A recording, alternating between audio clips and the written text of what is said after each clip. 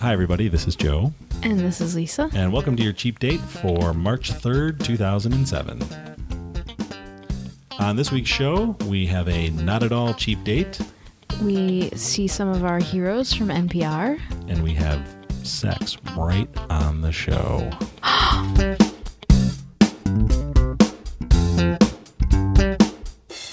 Okay. Hi, and welcome back, everybody. Welcome back to the Cheap Date Show. I'm providing ambient noise. Yes, Lisa is providing ambient noise right now. Sound effects. Because she has something over there. We're going to do something revolutionary on today's show. That's right. Other podcasters talk about it. Other podcasters refer to it. We're actually going to do it. Our audience has been begging for it. I know. Go ahead. Tell them what we're going to have. We're going to have sex on the show. We are. You asked for it. I think a lot of people didn't ask for it, actually. Thousands of... Well, I shouldn't flatter myself and say thousands. Dozens of iPods. Oh, God. Being cast across the room. That's right. Hey, I'm doing the noise. I'm sorry. Go ahead. Oh, here it comes. Oh. Is that one of the sounds of sex? That's the... Oh, here's the other sound of sex. Okay. Well, listen to that. That's the sound of my daughter. It's beautiful. It's pink and bubbly. We have two disgusted looking teenagers, or disgusted looking adolescents looking at us right now. Ew, you guys are doing this. Of course, we're taking the joke to its logical whatever. I'll take care of this. Okay. Oh, very good.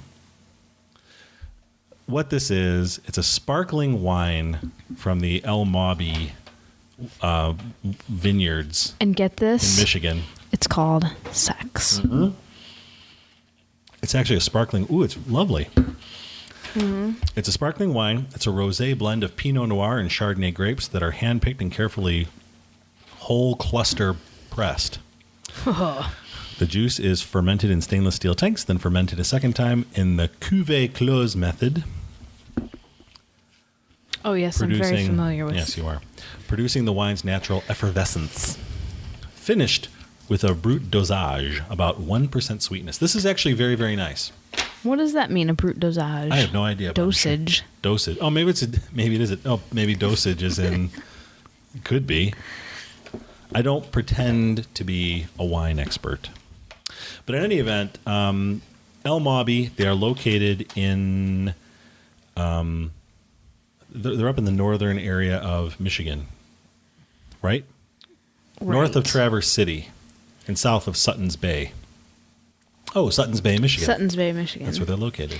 And we have Chicago Bites to thank for this. That's right. We have Bridget and Tammy to thank us for recommending this to us. We were considering having sex at our wedding reception. But we'd... Along with all of our guests. Your grandparents and oh my Lord. And your parents and your... But it's all family. Well, right. Not but it's all family. The best part is it's all family. Right. But we couldn't find sex in Chicago. You have to get it from Michigan. That's right. So we decided to get something we could buy. It's imported from another state. Cost plus. Exactly. So anyway, they have several different types of... I think they're entirely sparkling wines, according to this. They have... oh, really? Yeah, they have champagne, méthode champenoise, which would be champagne method, and then the cuvée clos method. They have there's one called Us. There's one called Fizz. Us. There's one called Red with 2 Ds, which is a red sparkling wine. There's one called Sandpiper. So it's very, very good. We couldn't find this locally, as Lisa said. We couldn't find it here in Chicago. But we did get a hold of the company up in Michigan, and they shipped it to us, and it was actually very, very good. So we have a few bottles of sex. Is the joke old now? It will never get old for me. I'm going to go get the stopper, though. Check out lmawby.com, LMAWBY.com. You can check this out. This is, as I said, this is really good stuff. We did decide on a sparkling wine that we're going to have with the wedding, but you guys will be hearing about that when we do the full recap of the food and the wine and everything else that we have at the we'll do a at whole the wedding reception, show. which is going to be very, very cool. Needless to say, what's going on? Is that thing's all crusty? It's not really clean. Oh, It's not really dirty either, but we have this little reusable plastic corky thing. it looks like a dog's been chewing on it. Oh, you know what? It went through the disposal. I know we don't have a dog, but it looks like a dog's been chewing on it. Okay. All right, so check that out. So we have the sex corked. Yeah, let's put that away for now. See, like I said, other shows talk about it. And there are a lot of shows that talk about it, and there are a lot of shows that talk about it badly. But you know what? But this is classy stuff they have right here. Kabillions of downloads. You guys are part of a select crowd, so thank you. Thank you for listening. That's it. Good night, everybody. No. After that, you still want to date? Oh, we should have saved the sex for the end. We could have. Yeah, see, now I have no motivation to continue this show now. I got what I wanted. All right. And without dinner and a show. But we did have dinner and a show, did we not? And who bought? Who treated? Lisa. Because it was Joey's birthday. It was my birthday last week, so as a gift... Was your birthday? It was my birthday. And you surprised me with a pair of tickets to see, live at the Chicago Theater, This American Life. Yay. Ira Glass and select contributors to the show did a what the heck is This American Life? If you were a character on the OC, how would you describe it? That's that show where like really smart hipsters talk about how fascinating ordinary people are. Exactly. It's very cool. They're doing a tour. Actually, what's happening is Ira Glass and some of the people from This American Life are doing a television show for Showtime. Mm-hmm. And man, were they ever dissing Showtime. Maybe we shouldn't say that on the show. But yeah, I don't know. But anyway. I don't know if it was all in good fun or not. Right. But they're doing basically a TV version of This American Life where they have stories of people, just everyday people in extraordinary circumstances and just talking about their lives, basically. Mm-hmm. It's beautifully photographed. They showed some clips. It's really, it is good. It's really what you would hope for. I mean, quality-wise, I don't know. I think radio, well, the type of people who listen to NPR might be a little suspicious of TV interests getting mingled in, but really it's as though, I mean, the quality is what you would expect. Right. So it was at the Chicago Theater, which holds many, many, many people, classical theater. And it was sold out, as you pointed out. Mm-hmm. And we were sitting way up. But the way they had it set up was they had Ira sitting at a desk, much as I would envision the way he does his radio show normally. Mm-hmm. And then off to the side, there was a husband and wife duo, a little band who referred to themselves as Mates of State. Mm-hmm. And they were pretty good. Yeah, I like them. Corey Gardner and Jason Hamill are their names. Husband and wife team. So they were off. They'd provide the little musical interludes for the show. Right. And then there were people doing performance pieces during there, or basically reading what they did. Yeah. It was actually a live taping of the show.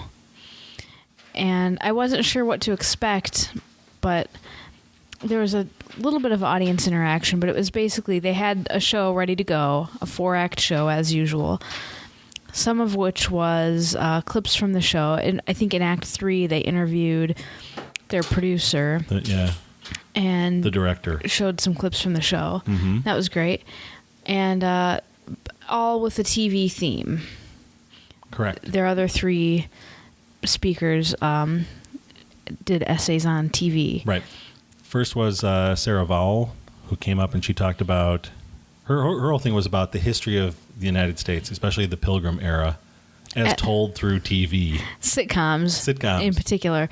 As in, like, envision, I haven't seen this, but I can imagine it perfectly in my mind's eye, the Happy Days episode where everybody gets somehow magically transported to the Pilgrim Right. Times. It's the and Happy they're Days all Thanksgiving in episode. pilgrim garb. They're not actually. They haven't actually done any time travel, but they also haven't actually just like run out and bought costumes. Like it's really It's Happy Days taking place in the 1600s. It's beyond suspension of disbelief. Mm-hmm. It's very good. And then there was a gentleman by the name of David Rakoff who came out, and his deal was He was not a TV watcher. That's right. And then they gave him cable to see what would happen. And we learned that it was ugly. We learned that the average American watches how many hours of TV a week? 29. 29 hours of TV a week. And this collective NPR audience was just They just gasp. They were aghast. They were aghast. That's what I was like. Everyone was just like, oh, and you heard grumbling and muttering and tisking.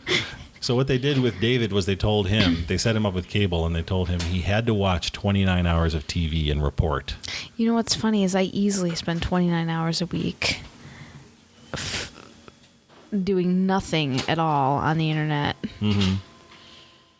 That's your generation. It's not that I'm too good for TV. It's just there are other things. Mm-hmm. But that was a real funny piece. Really appreciated that.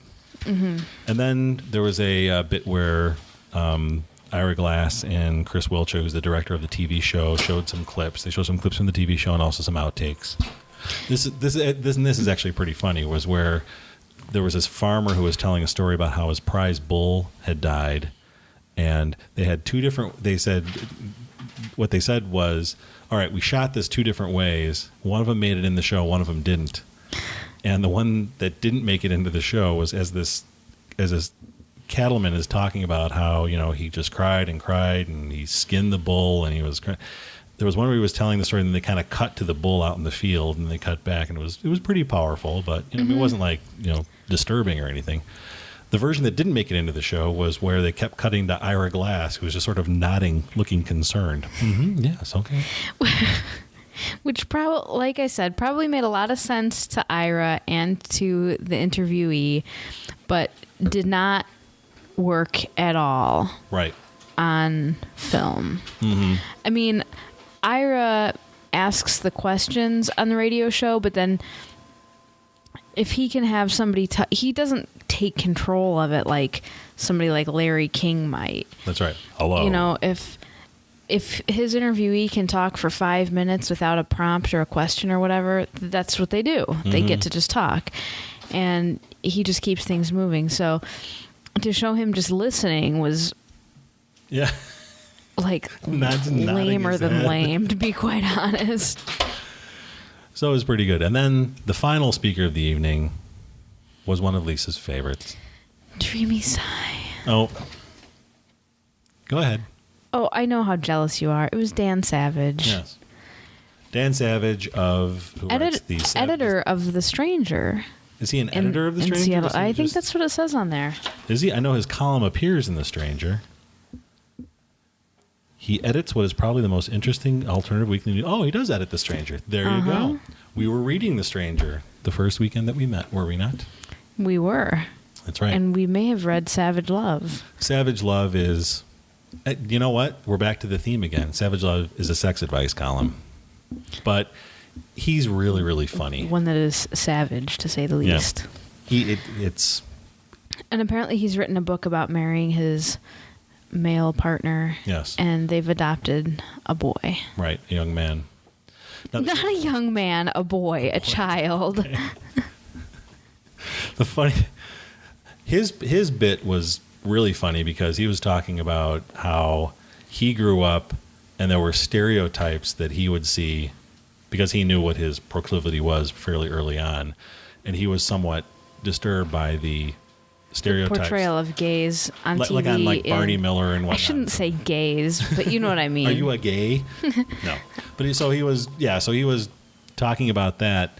And then now he's got like this entirely different view now because now he has a son who he's convinced is heterosexual, because if it can't be pointed and acted, if it can't be pointed in the way that you would point a gun, he's not interested in it. And he's worried about the images and the stereotypes that he's seeing on TV of straight young men. Particularly the center of all evil, and we watched this show tonight as well, a Disney Channel show referred to as The Sweet Life of Zach and Cody. They live in a hotel, and it's Sweet Life, like Suite. Ooh. Clever, Get clever, it? clever. And, apparently Zach is... They're these two twin boys. They're like 10 or 11 years old, and Zach is always trying to hook up with, like, teenage girls. Like cute teenage girl, yeah. Whatever. So they're disturbed by that, so... In tonight's episode, he clobbered one of them at miniature golf and then had to apologize. It's now on that that's one. entertaining stuff. Oh goodness! So it's a great show, and what they did, This American Life I'm referring to now, they're doing this tour. They are appearing in, or they've appeared in New York, Boston, Minneapolis, Chicago, Seattle, and Los Angeles. I forgot which ones they haven't done yet. Because Yeah, I think I they don't said know. that they just came from the Minneapolis show. I think so, and they had already done New York, so maybe Right. they're working west. Possibly. Oh, Boston, they didn't say. Yeah. So what they're going to do is they're going to compile. They're going to compile three. Yeah, they're going to compile the shows, and then they're going to broadcast it starting the weekend of March 16th. So that'll be next weekend. No, next weekend. Yeah. They're going to be playing that. So you'll actually get to hear some of the show. They're going to compile, like I said, they're going to compile all the different You things. might hear our laughter way, way in the background. And this whole thing was a fundraiser, so they were selling things like, they're selling kites. They were selling, should we talk about the kite thing? What they're going to do? No, okay. Check out thisamericanlife.org, I believe it is. I don't know, or just Google This American Life. You'll find it. Your favorite local NPR station has the show. It's great. It's a really great show. The TV show looks like it's going to be good, and it was really a lot of fun live. And when I had decided to get you tickets to an event, I didn't think I would be getting you tickets to something that was going to be one night only, as This American Life turned out to be. And but it was fun, and I felt like we were part of something really unique. Mm-hmm. It was very cool. Yeah, it was one night only. I mean, apparently they haven't done a live show, and, well, I mean, why would they? They're a radio show. You know, they don't do live shows. It's not like a Prairie Home Companion. But, yeah, right. Typically what they do is they have different stories, and they involve things like, some guy, a couple of weeks ago, they did a show where they were talking about an old guy who owned a building in New York. Oh my gosh, that was the funniest thing that basically, ever. yeah, the neighborhood went downhill, and through a turn of events, and we recommend that you go back and listen to the show. They have a podcast. Yeah, they have a podcast, that. and it's free. Check it out. But yeah, so this guy, the neighborhood went downhill. His wife passed. No, he was never married, and eventually it turned into a place where all of these hookers and drug addicts were living in his house, and he was relegated to like a little corner of what used to be the dining room. And I was thinking of a different one. Yeah, but it was fascinating, that one. It's all really good stuff, and I always have this experience when I go to a show, whether it's a concert or whatever, and it varies depending on how mainstream the performance is, but I always find it just really fun to be in a room with a whole bunch of people who are fans of the same thing as you. Yeah. And that sounds kind of obvious, but I mean, I grew up in a place where we didn't go to a lot of live shows in Indiana. And the ultimate experience, of course, being Kraftwerk. Oh, yeah. Because you know how hard it is to find a Kraftwerk fan by just asking around. And to be in a space with a few thousand of them was a total trip. And same thing with this. Sometimes I feel like maybe because I'm in the suburbs, I feel like this area is pretty conservative, and I feel like this area is pretty conservative, and it was really fun to go be with a liberal crowd and find out who all these other people are who are listening to Chicago Public Radio. It was an interesting crowd. I think the defining moment for me was when some people were looking for their row, and the guy behind me in the aisle said, "Oh yeah, we can take those stairs. They go down." Okay. Somebody said, "We need to go down." Well, we'll take the stairs down.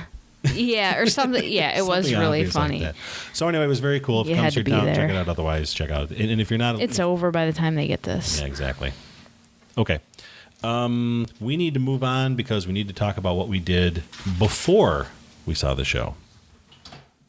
And where did we have dinner prior to our experience at the theater?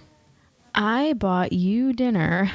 So this qualifies as a cheap date because it was free for me. Well... It doesn't qualify as a cheap date. It was your birthday, dude. That's right. You do not get a cheap date on your birthday. Okay, good. Thanks. So, we went to Petterino's, which is conveniently located a block from the Chicago Theater. Mm-hmm. In the theater district. In the theater district. In the Goodman Theater building. And they actually had a conveniently little theater menu. And Joey, what did you have? Well, yeah, I had the... hold on a second here. You had Is it on here? A Caesar, yeah, under... yeah, Chicken Armando. Chicken Armando is what it's called.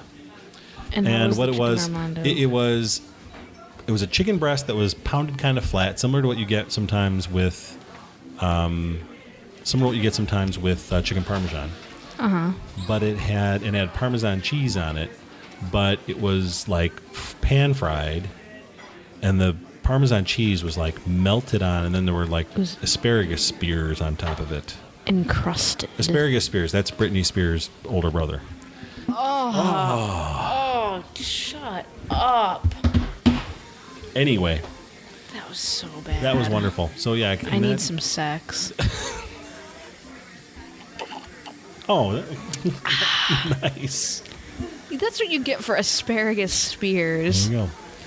So that was really good. Was there anything else that came along the side, or that was it? Yeah, well, you had a Caesar salad. A wonderful Caesar salad. Not overly garlicky either, so I give thumbs up to that. The chicken Armando, and then... Mm-hmm. And then we had dessert. Right. No, we'll come back to dessert in a minute. We need to talk about what you had. I had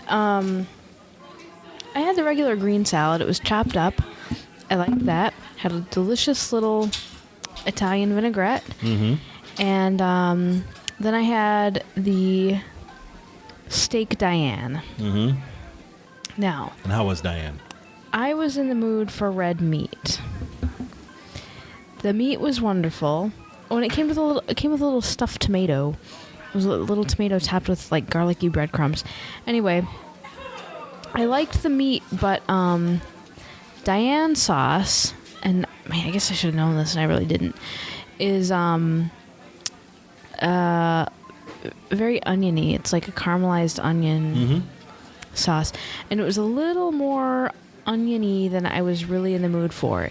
It was oniony and beefy in the manner of like French onion soup, which I'm really just not that crazy about. So I loved the meat, but I think I probably was more in the mood for just a steak. Delish. And was there any side with that? Nope. It was just the meat and the salad, and then we got dessert. Mm-hmm. And what did you have for dessert, sir? I had the strawberry tall cake, which is basically... Oh, I get it. It's the opposite of shortcake. You're just getting that now? I'm just getting it now. Strawberry tall cake. What it was, instead of angel food cake, it was like pound cake. Yeah. Like sorry, folks. Didn't mean to mess up your ears. It was a tall slice of pound cake. At first, I thought it was angel food cake, but it wasn't. It looked like angel food cake. But it wasn't. Pound cake, and then it had a big glop of fresh whipped cream on the side, like some nice actual cream that had been whipped, and a little mint sprig.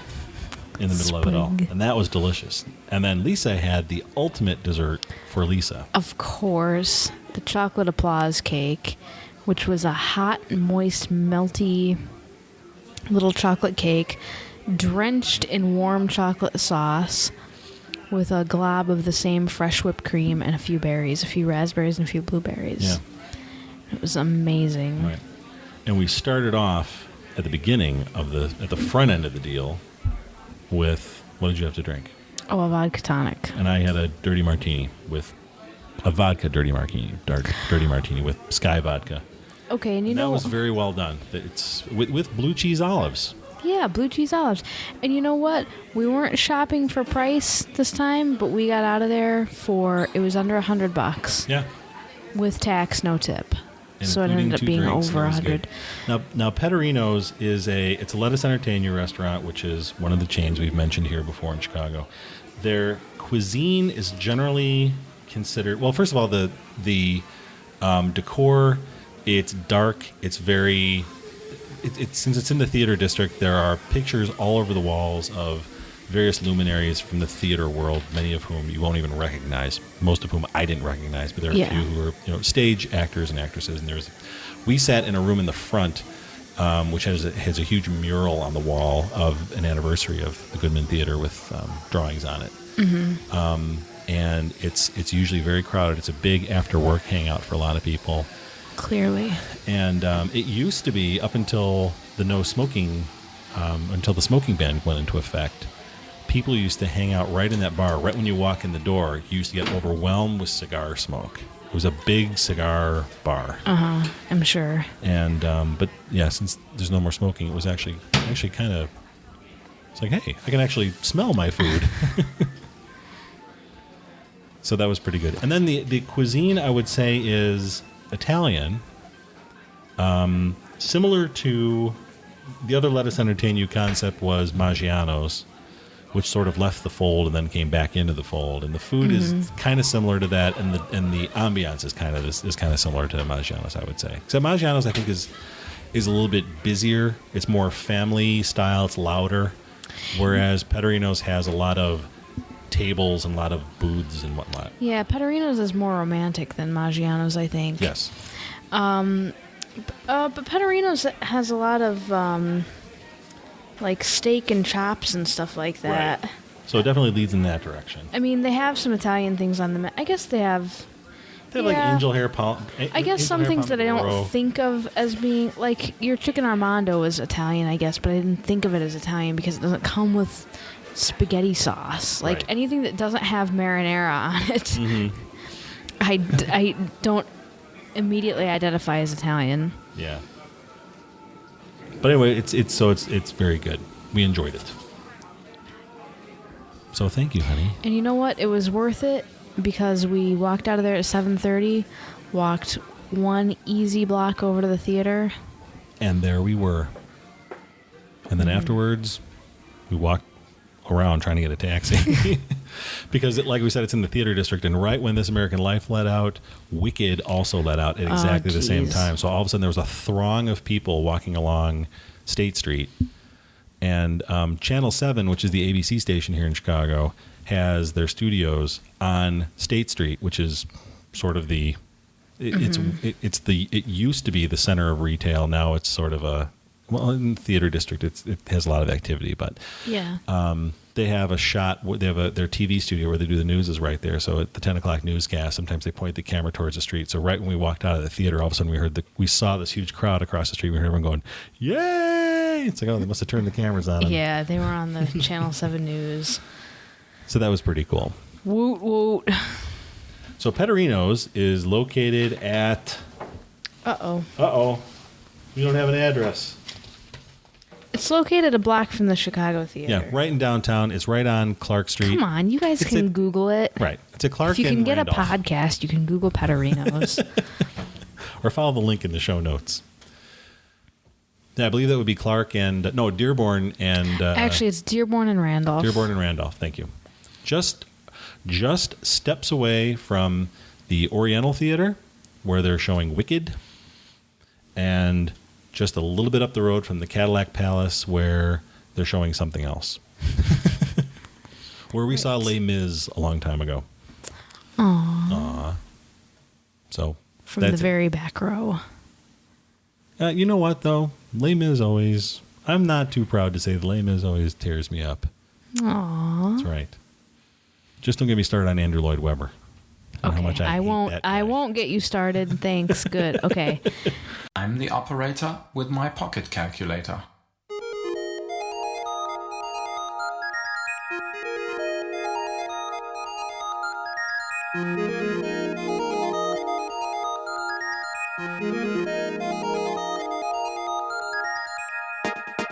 So, I think that's it for our cheap date, and there's still some sex left. So that joke ran its course. oh like boy, 20 minutes ago. Yeah, I don't even know where to go next with that. Okay, so if people want to get a hold of us, Lise, how do they do that? They can go to our website.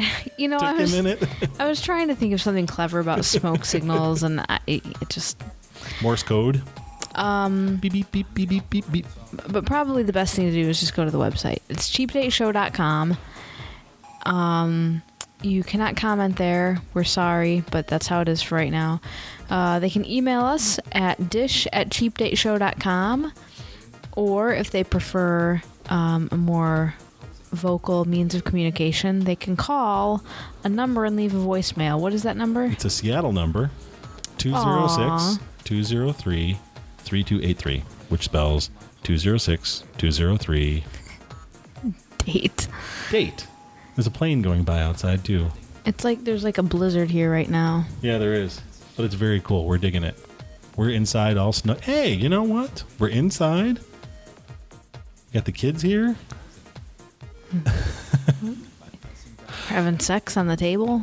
Right on the dining room table. What more can you ask for? Okay, that's enough of that joke. I think we're finished. I like the live studio audience we have tonight. I do. You know, you don't remember this probably because you're too young, but maybe some other people do. There's a guy by the name of Alan Havey. I have told you about this. There's a guy by the name of Alan Havey who's a stand-up comic who used to have a show on the old comedy channel. I believe it was on the comedy network called Ha. Ha. There were two comedy channels that merged. There was one called Ha and there was one called the Comedy Channel. The HBO owned the Comedy Channel and Viacom owned Ha. Like Nick at Night, Ha, they owned all those. And ultimately those channels merged to become Comedy Central. Oh. And this guy, Alan Havey, used to have a show where he would have celebrities on. It was a talk show. It was him and then another guy. And then they had an audience of one.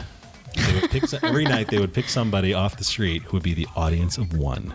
Oh, that's really funny. And to me, for my money, that was one of the funniest shows on TV. And Alan Havey he's still around. He does stand-up and whatnot, and he's hilarious. Yeah, he really is. He had a Fox show last fall, and I guess it got canceled. I never watched it. Oh, I remember that. Yeah. He started to get... Have you ever seen him live? No. He hasn't come to Chicago in a while, so... But anyway. But perhaps after we say goodnight, perhaps there might be a little bit of Alan Havey at the end of the show, at the after party of the show, perhaps. Oh. Uh-huh. All right, well, let's get to it then. All right, thanks for listening, everybody. We will talk to you in 2 weeks. And in the meantime, let us know if there's anything we can do for you. We're here to help. Just like salespeople. Just stop. Just like salespeople at Nordstrom. Just stop. We're here. The end. Good night. Good night, everyone. I am adding and subtracting. I'm controlling and composing. By pressing down a special key, it plays a little melody. By pressing down a special key, it plays a little melody.